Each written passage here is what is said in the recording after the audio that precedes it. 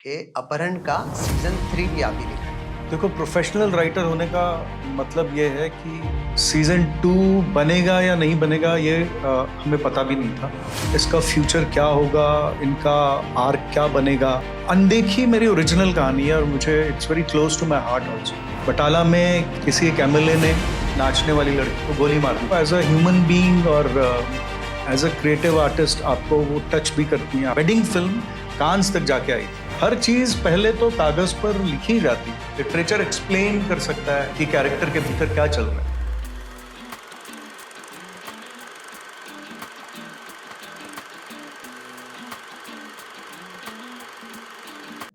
आज जो शख्सियत हमारे साथ में है वो मुंबई से आई हैं और यूँ कहें कि मुंबई पहुँची कैसे? तो करनाल एक छोटे से शहर से निकलकर वो मुंबई पहुँचे और हमारा सौभाग्य कि मुंबई से वो हमारे यहाँ इंदौर आए हैं। उनका तारुफ़ कुछ इस तरह से करना चाहूँगा कि अनदेखी एक बहुत ही शानदार सीरीज़ थी जो सोनी लिव पर आई थी। साथ ही साथ अपहरण, ये दोनों सीरीज़ के सीज़न 1 उन्होंने ही लिखे हैं। एक बहुत ही प्यारी-सी फ़िल्म है, जुत्ती। अ, वो शॉर्ट फ़िल्म जिसमें शिवानी रघुवंशी ने लीड रोल प्ले किया है, वो भी उन्होंने लिखी और डायरेक्ट की है और उस पर यूट्यूब पर 9.6 मिलियन एप्रॉक्स 10 मिलियन के आसपास व्यूज़ हैं। दूसरी जो उनकी फ़िल्म है, वो है सॉल्ट एंड पेपर, जिसमें तेजस्विनी कोल्हापुरी थीं और एक नाम ऐसा था जिसको आज पूरी दुनिया जानती है, वो थे नवाज़ुद्दीन सिद्दीकी। तो वो फ़िल्म भी उन्होंने लिखी और डायरेक्ट की थी। तो नवाज़ को भी डायरेक्ट कर चुके हैं, करनाल के एक छोटे से शहर से मुंबई तक का सफ़र और आज हमारा सौभाग्य कि हमारे बीच हैं मोहिंदर प्रताप सिंह। Thank you. स्वागत है सर थैंक यू। आपका। Thank you. अ, सर इंट्रो में मैंने एक चीज़ जो नहीं बोली, उसी से शुरू करते हैं कि अपहरण का सीज़न 3 भी आप ही लिख रहे हैं। तो अपहरण 1 का कंसेप्शन और लिखने की जर्नी कैसी रही? और बीच में एक सीज़न ना लिखना और फिर तीसरा सीज़न लिखना, तो एज़ अ राइटर ये कितना चैलेंजिंग रहता है या उसके साथ में बन जाता है, समावेश हो जाता है? तो देखो, प्रोफेशनल राइटर होने का मतलब ये है कि समावेश बनाना पड़ता है और जनरली ऐसा होता है कि सीजन सीजन दर सीजन हर हर एक सीजन का अपना एक अलग आर्क होता है। तो सीजन 1 का अपना एक अलग आर्क था। वो कहानी जहाँ पे खत्म हुई थी, तब सीजन 2 बनेगा या नहीं बनेगा ये हमें पता भी नहीं था। इसलिए भी नहीं पता था क्योंकि वेब सीरीज की शुरुआत हो रही थी। दोनों वेब सीरीज जिनका आपने नाम लिया, अनदेखी और अपहरण, ये दोनों वेब सीरीज तब कंसीव की गई, तब लिखी गई जब वेब सीरीज इंडिया में आ रही थी। उसका प्रचलन अभी उतना हुआ नहीं था। सेक्रेड गेम्स भी तब शायद सेक्रेड गेम्स आ मतलब गया था, हाँ, आ गया मतलब था या मेरे क्योंकि सेक्रेड गेम्स के बाद से सर बहुत ज़्यादा पॉपुलर हुई। बहुत ज़्यादा हाँ, पॉपुलर हुआ, हाँ। बिल्कुल सही बात है। तब मतलब मेरा कहने का मतलब ये है कि प्लेटफ़ॉर्म्स को भी क्लियरली अंदाज़ा नहीं था कि वो इसका फ्यूचर क्या होगा, इनका आर्क क्या बनेगा। तो कोई आपसे से अभी अब जब अगर आप इस समय कोई प्रोजेक्ट लेकर किसी प्लेटफ़ॉर्म के पास जाते हो, तो वो आपसे सीज़न 2 का भी एक रफ़ आर्क पूछ लेते हैं पहले से ही। वो ये पॉसिबिलिटी भी देख लेते हैं कि ये इसका सीज़न 3 होगा, इसका सीज़न 4 होगा। लेकिन उस समय ऐसा था नहीं। तो सीज़न 1 अपने आप में एक कंप्लीशन था और जैसे अपहरण के साथ में तो बहुत अच्छी बात ये थी कि हम लोगों ने एक कैरेक्टर क्रिएट किया था इंस्पेक्टर का, जो अलग-अलग केसेस सॉल्व करेगा और आप उस पर सीज़न दर सीज़न लिखते चले जा सकते हैं क्योंकि हर सीज़न में एक अलग केस होगा। तो सीज़न 2 मैंने नहीं लिखा, सीज़न 3 लिखा। तो सीज़न 2 में एक अलग केस था, सीज़न 3 में एक अलग केस है। सीज़न 3 में भी मैंने सिर्फ़ कहानी लिखी है, स्क्रीन प्ले और डायलॉग्स कोई और लिख रहा है और अभी लिखने के प्रोसेस में है। होपफुली अर्ली नेक्स्ट ईयर वो शूट होगा और होपफुली 25 लेटर 25 में आपको दिखने के लिए मिलेगा। और सर स्टोरी का कंसेप्शन किसी और का था या आपका ही था अनदेखी में और इसमें अपहरण में? अनदेखी मेरी ओरिजिनल कहानी है और मुझे it's very close to my heart also. मैंने बहुत दिनों पहले एक न्यूज़ पढ़ी थी बटाला में। बटाला में किसी एक एमएलए ने एक लड़की को, एक डांसिंग गर्ल को, एक नाचने वाली लड़की को गोली मार दी थी। शादी में वो लड़की नाचने के लिए आई थी, उसको गोली मार दी थी और उसका एक वीडियो भी काफ़ी वायरल हुआ था जिसमें उस लड़की को ऑलमोस्ट पशुओं की तरह घसीटते हुए साइड पे कर दिया गया था। हुँ, और ऐसी बातें जब आप देखते हो एज अ ह्यूमन बीइंग और एज अ क्रिएटिव आर्टिस्ट, आपको वो टच भी करती हैं, आपको दुख भी होता है। तो वो एक इंसिडेंट था जो मेरे मन में कहीं पर रह गया था। उसके बाद मैंने एक और आर्टिकल एक दिन पढ़ा जिसमें एफटीआई से कुछ लोगों ने निकलकर एक वेडिंग फिल्मर, उन्होंने वेडिंग की फिल्म्स शूट करनी शुरू की थी और वो बहुत अच्छी फिल्में शूट कर रहे थे। उनकी कोई फिल्म, वेडिंग फिल्म, कांस तक जाके आई थी। हुँ, और लेकिन जब मैंने वो आर्टिकल पढ़ा तो मुझे बड़ा, I was a little amused. मतलब कभी-कभी आपको ऐसा भी होता है, and I am not looking down on anybody. शादी की वीडियो बनाना भी अपने आप में एक एक कला आर्ट है, है। यस, बिल्कुल यस। करेक्ट। तो लेकिन वो मुझे लगा कि आप फेलनी और गोदाद पढ़कर शादी की वो बना रहे हो, ये जो आर्क था, ये बहुत बड़ा था। तो बेसिकली जब मैं अनदेखी के बारे में सोच रहा था, ये दोनों घटनाएं मेरे अंदर कहीं ना कहीं चलती रही। तो मैंने कुछ नहीं है उसमें, ये जो फेलनी पड़ा हुआ फिल्म मेकर है जो अब शादी के वीडियो बना रहा है, उसको मैंने, क्योंकि कहीं ना कहीं वो सेंसिटिव भी होगा जब आप फेलनी या गुदाद और इतने बड़े बड़े फिल्म मेकर्स को पढ़कर आते हो या पढ़ने जाते हो, या आपका उसके प्रति कोई भी झुकाव होता है, इसका मतलब है कि आप एज एन आर्टिस्ट कहीं ना कहीं सेंसिटिव हो। तो इतने सेंसिटिव आदमी को अगर इस तरीके की एक शादी में शादी शूट करने के लिए बुलाया जाए और जहां पर इस तरीके की कोई घटना हो जाए जिसमें किसी लड़की को गोली मार दी जाए, और अगर गलती से वो रिकॉर्ड हो जाए उस आर्टिस्ट के पास, तो क्या होगा? यही अनदेखी का बेस है, यही उसका कॉन्सेप्ट है। और which is what I think Siddharth sir ने बहुत अच्छे ढंग से उसको लिखने में भी उनका बड़ा सहयोग था। हुँ। और उसके बाद उन्होंने शूट भी बहुत अच्छा किया and it was very well received also. अंधे की सीज़न 1 तो सर एक्सेप्शनल था, मतलब मुझे पर्सनली बहुत पसंद है वो। और सर जैसे ओरिजिनल आइडिया आपका था, स्टोरी आपकी थी, तो फिर सीज़न 2 ना लिखने का क्या कारण था? मतलब ऐसा लगता नहीं कि यार ये तो इनका ही बेबी है, तो ये अब अगर 10वीं में जाएगा तो भी इनके थ्रू ही जाएगा, ये कॉलेज में जाएगा तो भी इनके थ्रू जाएगा ऐसे। नहीं, ऐसा है नहीं है, प्रोफेशनल वर्ल्ड में ऐसा है नहीं, और ऐसा संभव भी नहीं होता है। हुँ, हुँ। मतलब डिपेंड करता है कि जब सेकंड सीजन लिखने का वक्त आए उस समय मेरी क्या स्थिति है, मैं किसी और चीज में मसरूफ हो सकता हूँ। और मैं फिर से वही बात करता हूँ जहाँ से मैंने शुरू किया था।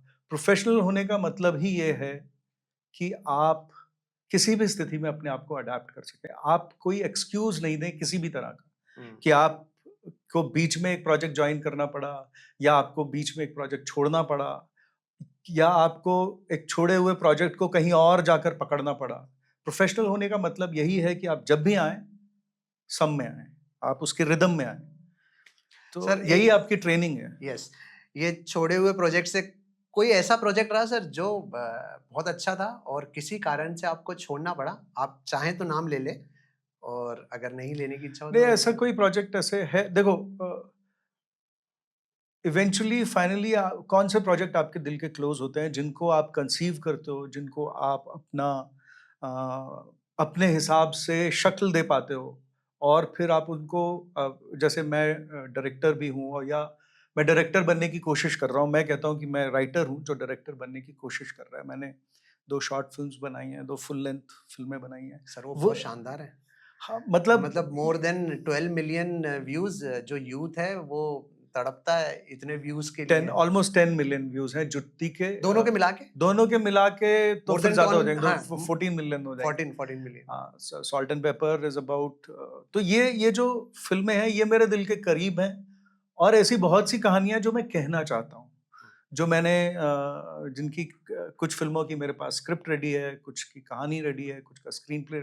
आप जब काम करते हैं, आप बहुत सारे सब्जेक्ट्स पर थोड़ा-थोड़ा काम करते रहते हैं, और जो जिससे वही बनाने का मौका मिलता है, क्योंकि आप एक बाज़ार में हैं, बाज़ार आपके लिखे हुए शब्दों का मूल्यांकन करता है, और उसको हुँ, ये समझना ज़रूरी है कि उससे आप कितना पैसा वो वापस ला सकते हैं। After all film making is also about economics. हुँ।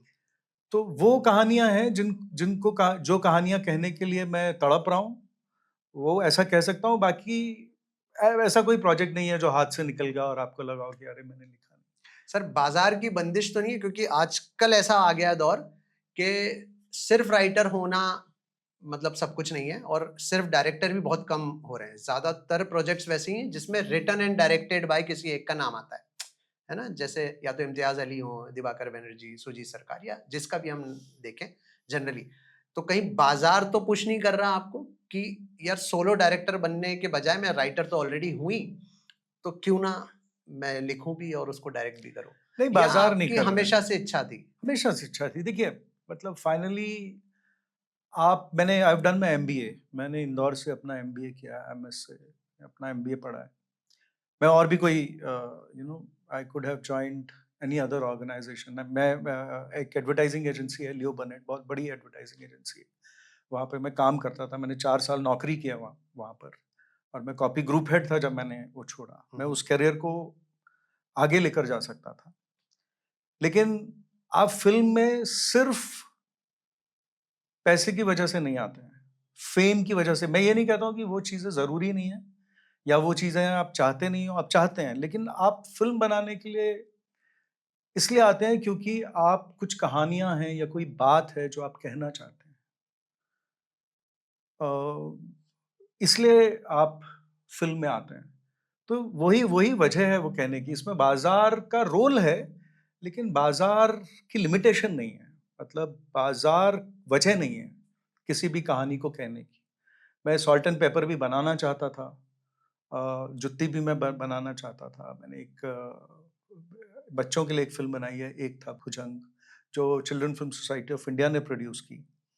वो भी मैं बनाना चाहता था, वो भी कहानी है जो मैं कहना चाहता था। मैंने अभी एक फीचर फ़िल्म जो सर अभी रिलीज़ होने वाली है। हाँ, वन लास्ट टाइम अभी जल्दी वो एक किसी ओटीटी प्लेटफ़ॉर्म पर आएगी। तो वो भी मैं कहना चाहता था। ये कहानियाँ हैं, ये आप बड़े होते हैं इस दुनिया में, और इस दुनिया को लेकर आपके कुछ ओपिनियंस होते हैं, या आपको लगता है कि अ, मुक्तिबोध के शब्दों में कि दुनिया जैसी है उससे बेहतर हो सकती है। इस दुनिया को एक बेहतर चाहिए, यू नो? तो आप जो आपको लगता है आप अपनी तरफ से वो वो चीज़ें हैं जो आप कहना चाहते हैं, वो आप कहानियों के ज़रिए कहते हैं। क्योंकि कहानियाँ सबसे मज़ेदार मीडियम है, हुँ, हुँ, हुँ। तो यही कारण है। सर एक चीज़ जो एस्पायरिंग राइटर्स होंगे या राइटिंग और डायरेक्शन में अपना करियर बनाना चाह रहे हैं, तो उनके पर्सपेक्टिव से थोड़ा-सा मैं चाह रहा हूँ कि टेक्निकली इसको ब्रेक डाउन करें कि राइटिंग का प्रोसेस जैसे आपने बोला कि आपने कोई आर्टिकल पढ़ा, तो उससे एक विचार आ गया। कुछ दिनों बाद या कुछ महीनों बाद आपने एक और आर्टिकल पढ़ा, ऐसी कोई न्यूज़, उससे एक विचार आया और वो इतने ब्यूटीफुली आपने कंबाइन कर दिए, है ना? तो एक तो होता है सर अनुभव के साथ आपने कर लिया, वो जाने-अनजाने हो जाता है। एक आर्टिस्ट की एक टाइम आ जाता है। पर अगर कोई नया बच्चा है, जो जिसने फॉर एग्ज़ाम्पल 2 महीने पहले लिखना शुरू किया है या किसी ने 2 साल पहले लिखना शुरू किया है, ये सब कंस्ट्रक्ट करने के लिए कोई प्रोसेस है? कुछ टेक्निकल टिक पॉइंट्स हैं कि इन चीज़ों का ध्यान रखोगे, तो आप कंस्ट्रक्ट कर लोगे स्टोरी ऐसा कुछ? नहीं, ज़रूर है। मतलब अगर आप मेरे से ये पूछना चाहते हो कि क्या राइटर पैदा होता है? कि आप पैदा हुए हैं, आपको कहानियाँ सूझेंगी और आप उसको कंस्ट्रक्ट कर लोगे, या क्या राइटर बनता है? तो मैं यही कहता हूँ कि राइटर बना जा सकता है। उसकी भी अपनी एक साइंस है, और लेकिन ये है कि आपके अंदर जो होना चाहिए, वो सिर्फ़ यही होना चाहिए कि आप राइटर बनना चाहते हैं।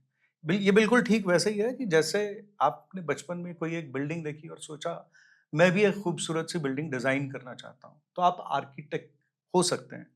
फिर आपको आर्किटेक्चर पढ़ने के लिए किसी एक स्कूल में जाना पड़ता है, या इंजीनियर बनने के लिए, या कुछ भी बनने के लिए। वो रुचि होनी चाहिए। जैसे मैं आपको अपने उदाहरण से कह सकता हूँ कि मुझे बचपन में मेरे पिताजी प्रोफ़ेसर हैं हिंदी के, तो मैं पैदा हुआ कहानियों के बीच में और मैंने बहुत सारी कहानियाँ पढ़ी। शब्द से मुझे प्यार हो गया और शब्दों से मेरा अभी तक प्यार है। मेरे ऊपर कई बार ये भी इल्ज़ाम लगा कि आपकी कहानियाँ बड़ी वर्बोस होती हैं, लेकिन शब्दों से मुझे प्यार है।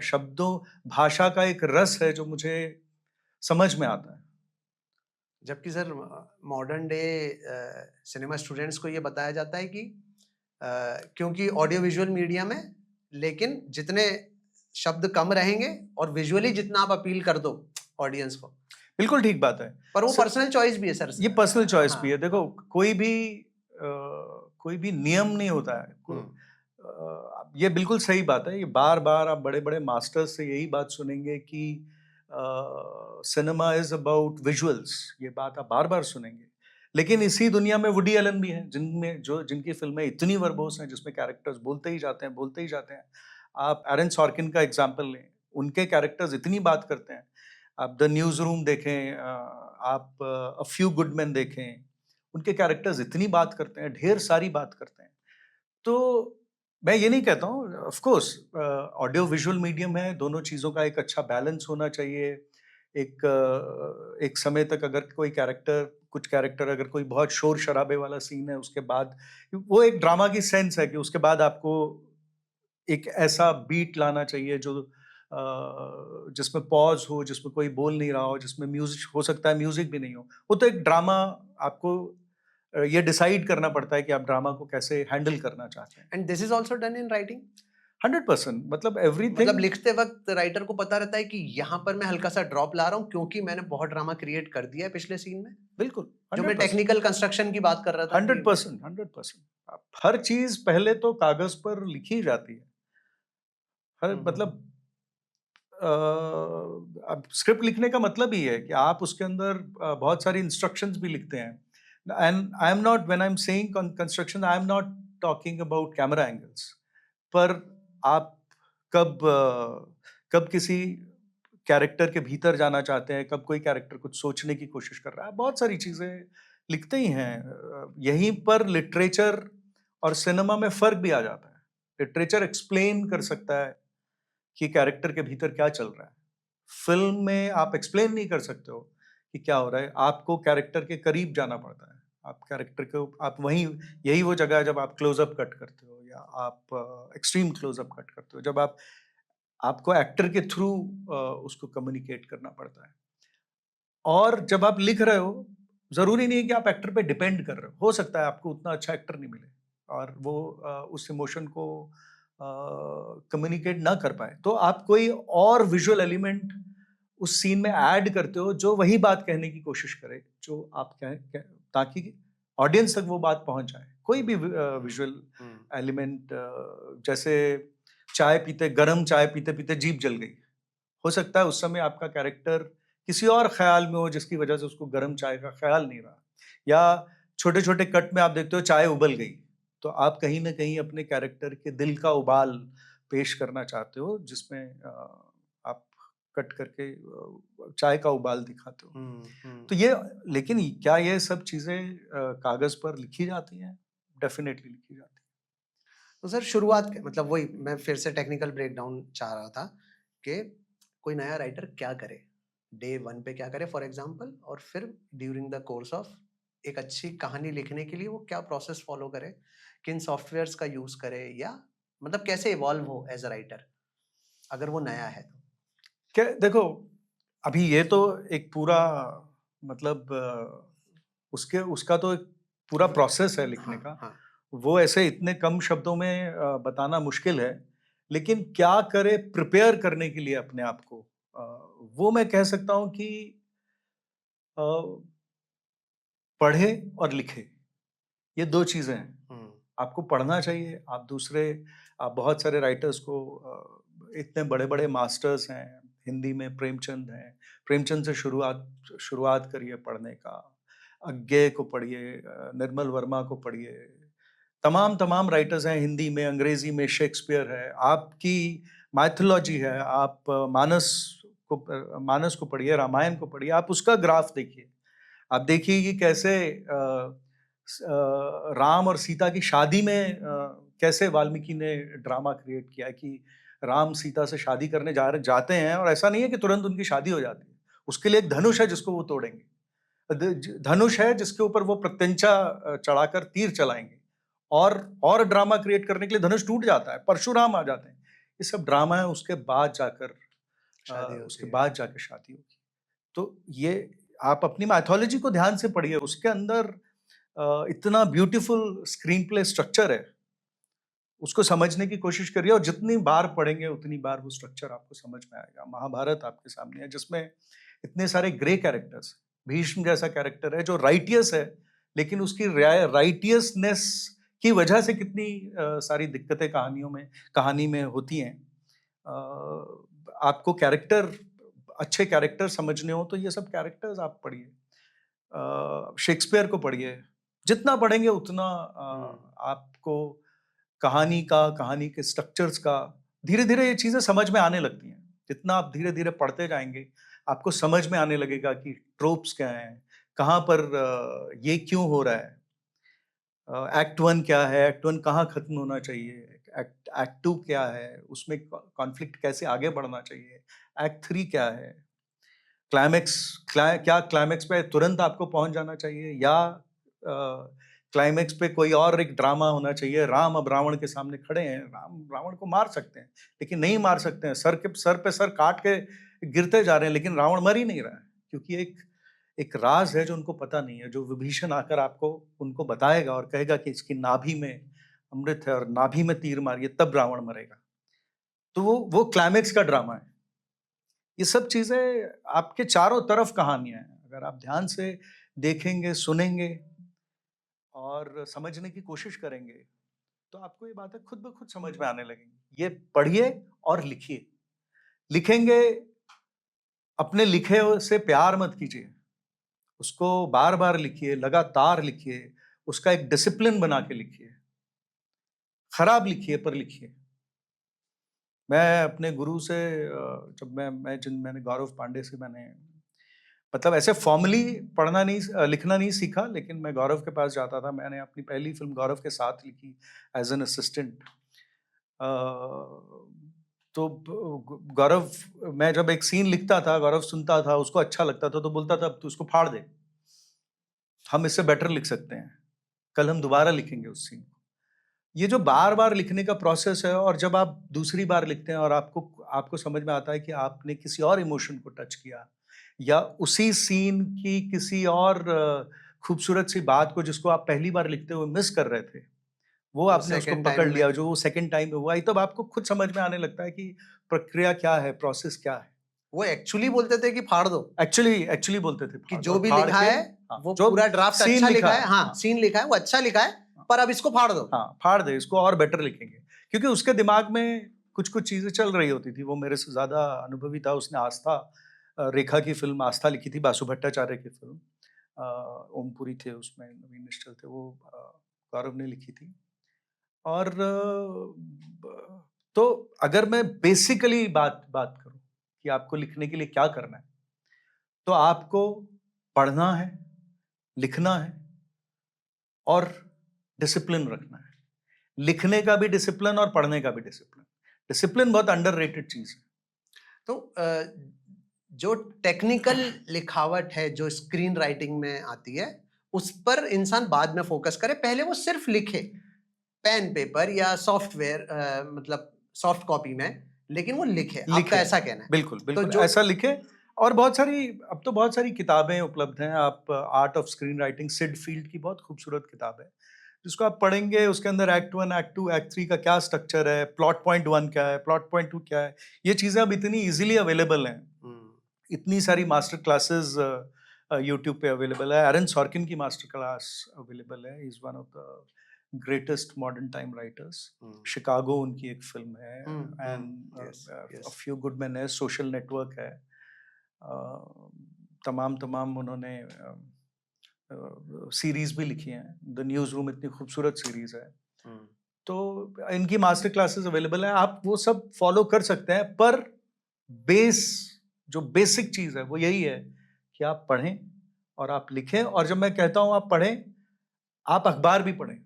आप जिस वक्त में जिंदा हैं, आपको उस वक्त की नब्ज पे आपका हाथ होना चाहिए।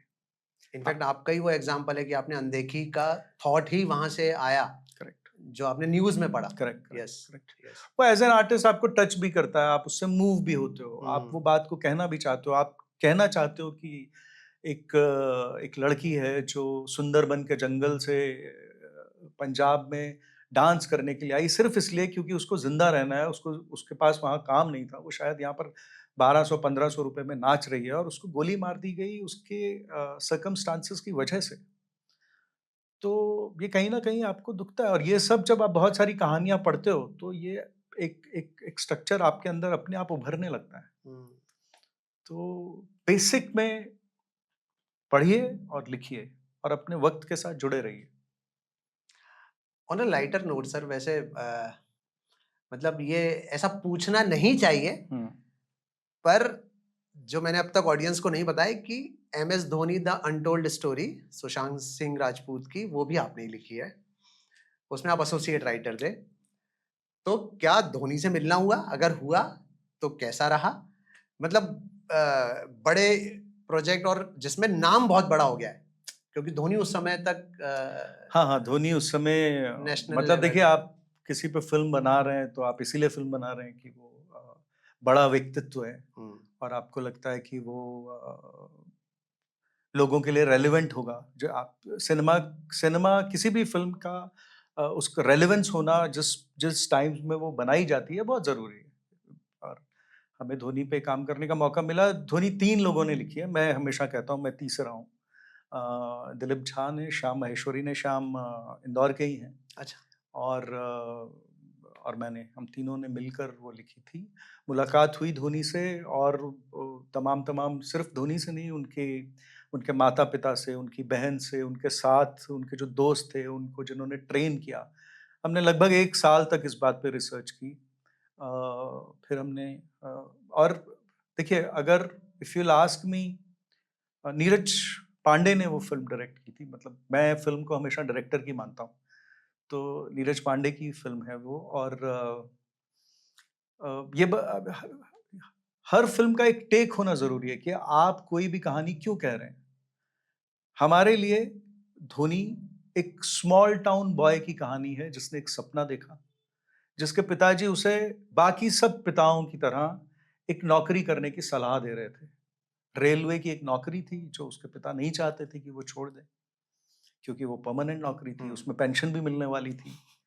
लेकिन आप ग्रेचुटी, हाँ। उसमें ग्रेच्युटी भी थी और उसमें बहुत सारी चीज़ें थी, उसमें पीपीएफ भी था, सरकारी नौकरी थी, और लेकिन उस बच्चे के अंदर एक खलबली थी, और उसके आप देखिए उसके अंदर कितना बड़ा टैलेंट था।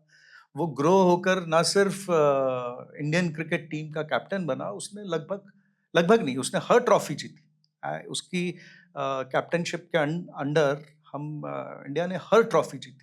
उसके आईसीसी अंदर के, इतना हाँ। पोटेंशियल था, yes, yes. Including world cup, champions trophy, every trophy he has Asia one, cup, everything. Everything हाँ, भी है। T20, yes. उसमें उतना तो ये उस स्मॉल टाउन बच्चे की, अगर आप फ़िल्म को देखेंगे तो फर्स्ट हाफ सिर्फ स्मॉल टाउन में है कि धोनी स्मॉल टाउन में कैसे अलग-अलग चीज़ों से स्ट्रगल कर रहा है। Second half is about his coming into the Indian cricket team and his various accomplishments. तो लिखने एज अ मतलब पर्सन कैसा लगा? मतलब ये मैं एज़ अ इसीलिए प मैं बोला था कि धोनी का नाम लेकर उसके बारे में पूछना ऐसा मतलब इतना सही नहीं है एक आर्टिस्ट से, लेकिन ऑडियंस को बड़ा अच्छा लगता है कि नहीं, यार नहीं, वो he is a great human being, I mean, it's I mean he वो बहुत अच्छे हैं, मतलब इसीलिए देखिए इतना कुछ अचीव करने के लिए मैं हमेशा ऐसा कहता हूँ कि अ, जो मतलब आप जब इस लेवल पर पहुँचते हो, तो आप एक्चुअली बहुत इक्वल होते हो। जैसे आप हम अगर हम अर्जुन की बात करें, तो अर्जुन का की जो ग्रेटेस्ट स्ट्रेंथ थी, महाभारत के अर्जुन की जो ग्रेटेस्ट स्ट्रेंथ थी, वो उसका फ़ोकस था। हम्म, हम्म, जब उसके गुरु ने उससे पूछा कि उस चिड़िया की आँख को तीर मारना है, तो उसने पूछा कि उन्होंने सबसे पूछा कि तुम्हें क्या दिखाई देता है? डाल पर बैठा हुआ। डाल हाँ। पे पत्तियों के बीच में, और सबने बहुत अलग-अलग तरह के उत्तर दिए। किसी ने हम्म। कहा मुझे पेड़ दिख रहा है, किसी ने कहा मुझे टहनी दिख रही है, पत्तियां दिख रही है, लेकिन अर्जुन ने कहा मुझे चिड़िया की आंख दिख रही है। उसका फोकस उसको डिफाइन करता था। वैसे ही जब आप उस लेवल पर खेलते हो, जैसे मैं बोलता हूँ कि Sachin Tendulkar is nothing less than Arjun. तो इतने बड़े आदमी के बारे में, एमएस धोनी के बारे में बात करना मतलब मेरे लिए कुछ वो नहीं है। तो आई हैव नथिंग टू से, but I hmm. Mean is he a great man? He is a great man. अच्छा, बायोग्राफीज लिखने के लिए प्रोसेस कुछ अलग होता है? बायोग्राफीज लिखने में दो चीजें आप कह सकते हो अलग, हालांकि देखो हर कहानी का कुछ ना कुछ तो प्रोसेस होगा ही। बायोग्राफी लिखने में एक जो बहुत इंपॉर्टेंट चीज है वो है research. Hmm. You have to know about the person, not only from him, also from the people around him। क्योंकि हो सकता है वो आदमी आत्ममुग्ध हो, हम्म। उसको अपनी खामियां नहीं दिख रही हो, क्योंकि हम इंसान हैं। हम कोई भी आदमी, जो महाभारत की जो बहुत बड़ी सीख है वो यही है कि कोई भी आदमी कंप्लीट नहीं होता है, उसके अंदर कोई ना कोई ग्रे एलिमेंट होता है। इसलिए बहुत सारे लोगों से मिलके उसको बहुत सारे पॉइंट ऑफ व्यू से, किसी भी शख्सियत को बहुत सारे पॉइंट ऑफ व्यू से समझना बहुत जरूरी है। तो एक मतलब किसी भी बायोग्राफी को लिखने के लिए, बायोपिक को लिखने के लिए रिसर्च बहुत जरूरी है। और दूसरी इंपॉर्टेंट बात यही है कि आपको वो कहानी मॉडर्न टाइम्स में कहने की जरूरत क्यों है? Why is it relevant in the times that you are telling the tale? Hmm. वो बहुत जरूरी है। ये दो चीजें अगर नहीं हैं तो फिर मतलब बायोपिक बनाना बेमानी है। सर, जैसे आपने बताया कि डायरेक्शन में अब आप और ज़्यादा इन्वॉल्व होना चाह रहे हैं, 4 फ़िल्में करने के बाद, शॉर्ट फ़िल्म्स और फीचर फ़िल्म और ये होने के बाद। तो ऐसा कोई प्रोजेक्ट जो अब आप प्लान कर रहे हैं? और क्योंकि मैं इंदौर में आपके साथ ही हूँ पिछले कुछ दिनों से, तो मुझे पता है कि इंदौर में ही कुछ बेस भी कर रहे हैं आप स्टोरी को। हाँ, तो हम बेस कर रहे हैं, और मैं मतलब यही इंदौर आने का मकसद भी है। आप मतलब हम कुछ रेकी करने के लिए आए हैं, कुछ कहानी है जो हम बुन रहे हैं। और लेकिन मेरे ख्याल से उसके बारे में अभी स्पेसिफिकली बात करना ठीक नहीं होगा। हुँ। Let it take shape, let it come before the audience. कैसा रहा इंदौर का एक्सपीरियंस अब तक? इंदौर का एक्सपीरियंस बहुत शानदार रहा। आप तो पढ़े ही हैं यहाँ हाँ, से तो। मैंने यहाँ से एमबीए किया है, 2 ढाई साल मैं इंदौर में रहा हूँ। सिर्फ इतना नहीं कि मैंने एमबीए किया है, मैं ये यही वो शहर है जहाँ पर जिसने मेरी पर्सनैलिटी को काफ़ी शेप भी किया। मैं यहाँ के हर न्यूज़पेपर में लिखता था, मैंने कविताएँ लिखी हैं, चौथा संसार में, दैनिक भास्कर में, नई दुनिया में, नवभारत में, शनिवार दर्पण करके एक साप्ताहिक न्यूज़पेपर निकलता था। यहाँ के आकाशवाणी से मेरी कविताएँ प्रसारित हुई हैं। मैंने थिएटर किया है यहाँ पर राकेश जोशी के साथ में और पृथ्वी सांखला के साथ में, प्रयोग ग्रुप में। तो एमबीए से ज़्यादा ये सब एक्टिविटीज़ हैं जिसने मेरी पर्सनैलिटी को शेप किया, और आने वाले वक़्त में मैं क्या करने वाला हूँ, ये भी लगभग तय कर दिया। हुँ, हुँ, हुँ। यही शहर है जहाँ पर मुझे ये, क्योंकि मैं बहुत छोटे से शहर से आया हूँ। आपने मेरे इंट्रोडक्शन में कहा करनाल, करनाल में कोई थिएटर नहीं है। मतलब वो कम से कम उस वक़्त नहीं था, अब कालिदास रंगशाला है। उस समय कोई ऐसा नहीं, काली अभी भी कोई बहुत एक्टिवली हुँ, हुँ, थिएटर नहीं होता। मैंने पहली बार थिएटर अंदर से हुँ, ड्रामा का थिएटर, हुँ, हुँ। नाटक का थिएटर, पहली बार रवींद्र नाट्य गृह के अंदर जब मैं गया तो मुझे पता चला कि अच्छा, ओह! थिएटर, प्रोसीनियम थिएटर ऐसा होता है। और वो फ़ील अलग रहता है, बहुत, और बहुत, वही बहुत। आपको अंदर से शेप कर देता है कि बिल्कुल, this is something I want to do. Correct. हुँ, फिर उसके बाद आपकी एक कॉलिंग होती है, आपके अंदर से यस। लगता है कि यही दुनिया है जो आप करना चाहते हो। तो हुँ। इंदौर में मैंने 2 प्ले डायरेक्ट भी किए बाद में। एक बादल सरकार का प्ले था जुलूस, एक विजय तेंदुलकर का प्ले है पंछी ऐसे आते हैं। 2 प्लेस मैंने इंदौर में डायरेक्ट भी किए हैं। सर, कविताएँ आप आज भी लिखते हैं, कविताएँ तब मैंने से लिखी। लेके अब तक, क्योंकि पोएट्री एक विधा ही ऐसी है कि जो कभी छूटती नहीं है। आप कुछ और भी लिख रहे हों, लेकिन गाहे-बगाहे शेरो शायरी, पोएट्री आ ही जाती है। तो सर, ऑडियंस के लिए कुछ भी आपके पसंद की पोएट्री जो अ आपको पसंद हो वो आप ठीक है, तो मैं एक कविता आपको सुनाता हूँ जो कहानियों के बारे में। अरे वाह! मुझे बहुत पसंद भी है और कहानियों के बारे में ये कविता है। बड़ी मज़ेदार होती हैं कहानियाँ, रुलाती हैं, गुदगुदाती हैं, रोमांचित करती हैं। खून हो, बलात्कार या दहेज के लिए जलाई लड़कियाँ, बड़ी मज़ेदार होती हैं कहानी। बार-बार दाद देते हैं हम, चटखारे लेकर पढ़ते हैं। लून, मिर्च, तेल लगा, खुद भी कुछ करते हैं। अक्सर हम ही घटते हैं कहानियों को, पर कभी-कभी हमें भी घट जाती हैं कहानियाँ। जब घटती हैं, उम्र घटा जाती हैं, पैरों तले से ज़मीन हटा जाती हैं। कोई रस नहीं होता, बस दुखती हैं, रिसती हैं, पिसती हैं। बूंद-बूंद बहता है मवाद, स्वाद कसैला हो जाता है। स्याही से, कलम की नोक से, तेज तर्रार दिमाग से नहीं लिखी जाती कहानी। एक टीस से, एक हुक से, पेट की भूख से, कोयल की कूक से और कभी-कभी चूक से लिखी जाती हैं कहानी। इन कहानियों में छिपी होती हैं कहानियां, छलती हैं, छाती पर मूंग दलती हैं, बरसों बरस तक अंत नहीं आता। पृष्ठ पर पृष्ठ जुड़ते जाते हैं, हम अंदर अंदर कुढ़ते जाते हैं।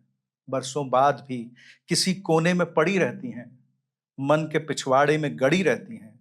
भस्म हो जाने के बाद राख के ढेर से फूलों की तरह चुनी जाती हैं कहानियां। क्या बात! Thank you. बहुत सुंदर सर। सर अपहरण 3 के अलावा ये लास्ट सेगमेंट है। अपहरण 3 जो आ रहा है सीज़न, उसके अलावा कोई और ऐसा प्रोजेक्ट जो अब आप लिख रहे हैं और अगले साल, डेढ़ साल में जो आने वाला है ऑडियंस के सामने? देखिए, अब कोशिश ये है कि फ़िल्म बनाई जाए, मतलब as a director, as a producer. तो आप अपने प्रोजेक्ट पे ज़्यादा फ़ोकस करना चाह अपने रहे हैं। प्रोजेक्ट पे है। अभी मैंने अभी एक कंपनी फ़ॉर्म की है अपने 2 दोस्तों के साथ। एक देव अग्रवाल हैं जो डीओपी हैं, cinematography. He has studied his cinematography from FTI. उन्होंने हंसल मेहता की सिटी लाइट्स शूट की थी हुँ, हुँ। और उनके साथ में और एक बलजीत सिंह मारवाह हैं। उन्होंने अभी अपनी पहली फ़िल्म बनाई है इश्क झमेला अरे!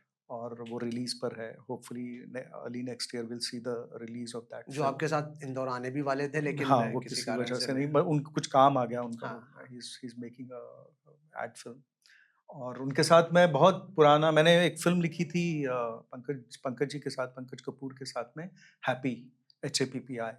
स्क्रीन प्ले और डायलॉग था। बलजीत भी उस फ़िल्म की डायरेक्शन टीम से जुड़े हुए थे, तब से वो ज़ी5 पर अवेलेबल है ना ज़ी5 सर? पे अच्छा, अवेलेबल है। हाँ, यस, जी। यस।